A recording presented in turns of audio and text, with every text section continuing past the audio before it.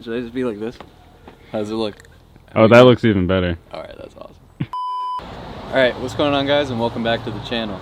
Now today we're working on my 2002 Subaru Legacy, and if you're new to the channel, I'd recommend checking out the previous videos that I've done on this car. And in case you didn't know, this car has a very big exhaust leak, and I'll run that clip real quick.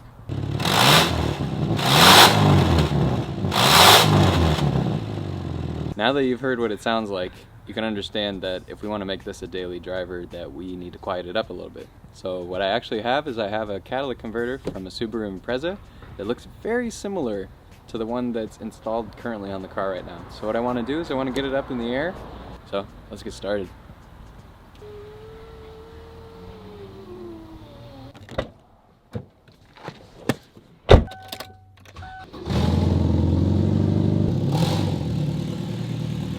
A few moments later. Nick can't hang with the smog smell in here, because basically when you start this car up, it stinks. It just smells like you're polluting the earth. How you doing out there? All right.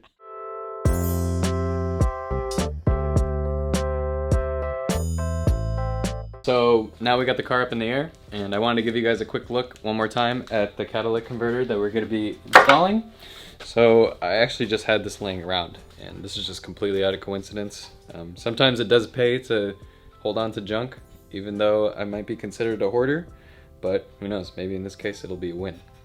So anyways, probably underneath the car, you'll see that there's these bolts down here. What you're looking at right here is the oxygen sensor right here that's just dangling about. And what I need to do is I need to spray both of these flanges with some penetrating oil. And I'm also going to get the one way down there as well. Just pray to God that none of these bolts snap, because that's happened to me in the past and it is not fun taking those apart. So let's get to work.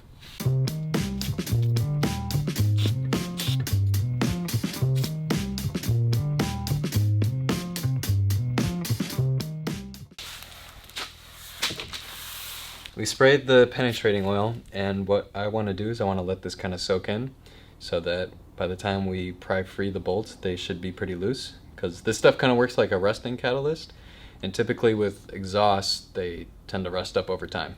It's just something that kind of happens. So what we're going to do is go grab some lunch, and we'll be right back. Alright, and we're back. So basically what I got now is I got a 14mm socket as well as a box end. So this one's going to hold the other bolt in place while I twist this other one off, and cross our fingers that all this stuff goes well. Let's get to work.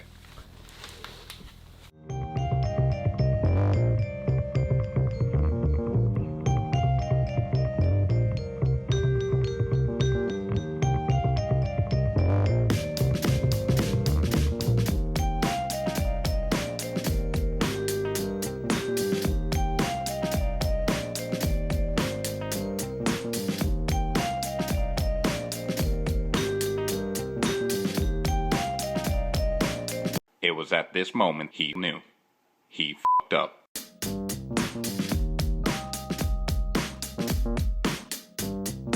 Okay, so I just wanted to show you guys the bolt that actually broke.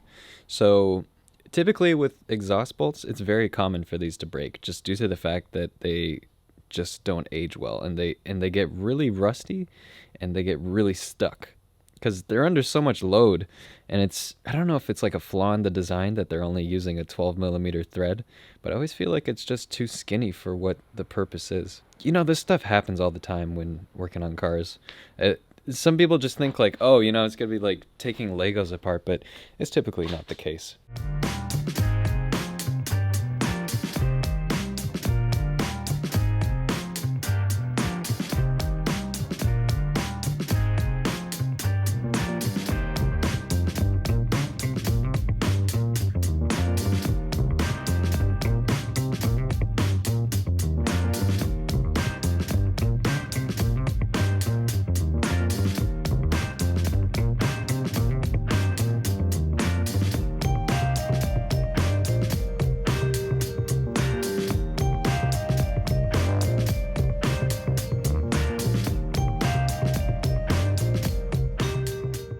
Let's investigate further what's going on with the catalytic converter that was originally in this car. Upon further inspection, you wouldn't think anything is wrong with this at all, but it's when you grab it and shake it that things start to come into fruition. Now listen to this thing.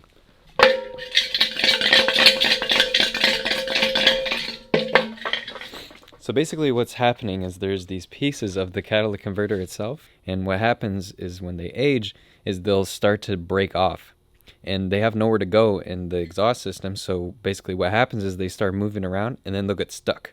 So they usually typically get stuck around this point, and then that's when you start having issues with your car, because your car can't breathe, and then the car will either start to die or it will have a hard time accelerating and other symptoms of that sort. We were able to figure out that's exactly what was happening.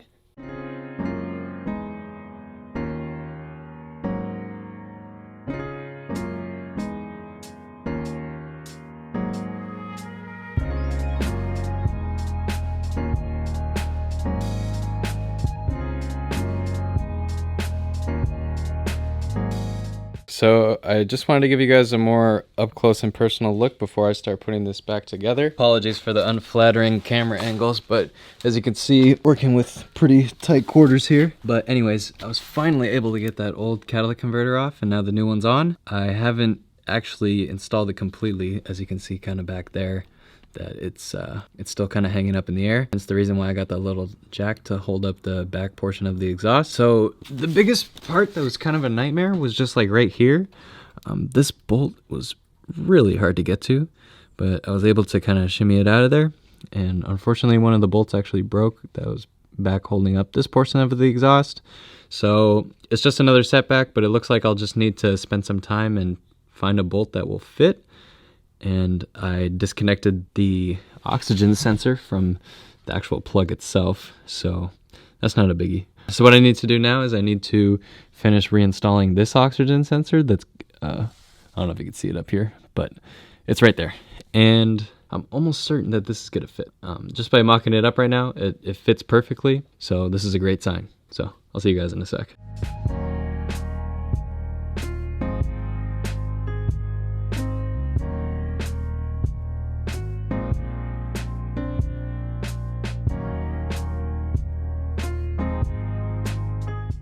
So, finally able to get the new catalytic converter on, and I'm telling you right now, that was a little bit of a nightmare. The oxygen sensors were barely accessible from the top, but luckily with the help of Nick, shout out to him for helping me out, we were able to get it on. So now this is the scary part. I definitely want to start up the car, so this is kind of like the moment of truth. I got both of the oxygen sensors hooked up, and I'm also going to drop down the jack that's holding up the back of the exhaust, because now that it's connected, we don't need that anymore. I would be lying if I said I wasn't terrified. So let's start this thing up.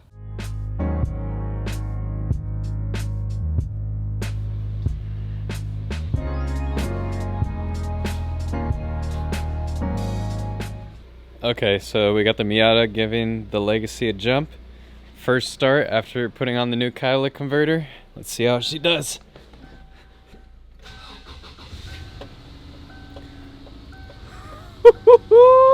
Yes.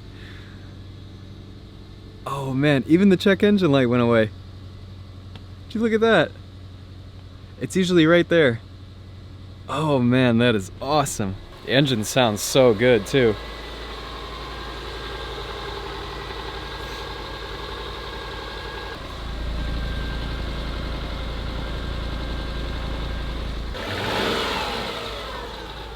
I know it's pitch black outside right now, but I just wanted to show you guys how quiet this car idles now.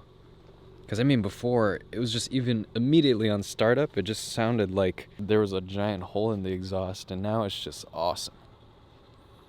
And the best part is the check engine light's gone, which I just think is amazing. Because that could have just been a whole entire nightmare. I still need to fix that hood, but we made a lot of big progress today on this car, and I'm super excited. You don't know how happy I am that the car is running great now. That was a lot of work. I did not expect it to be that much work, but sometimes these things just come up and it never goes the way you expect it to go.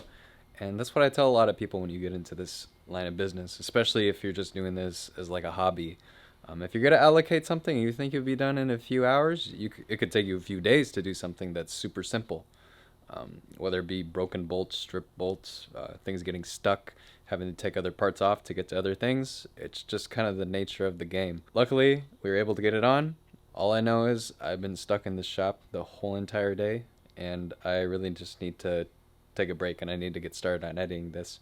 So I think I'm going to end the video here, but thanks for watching, and make sure to subscribe if you want to see what happens next with the Legacy, as well as all the other cars in my Hoopty fleet. So I'll talk to you guys then.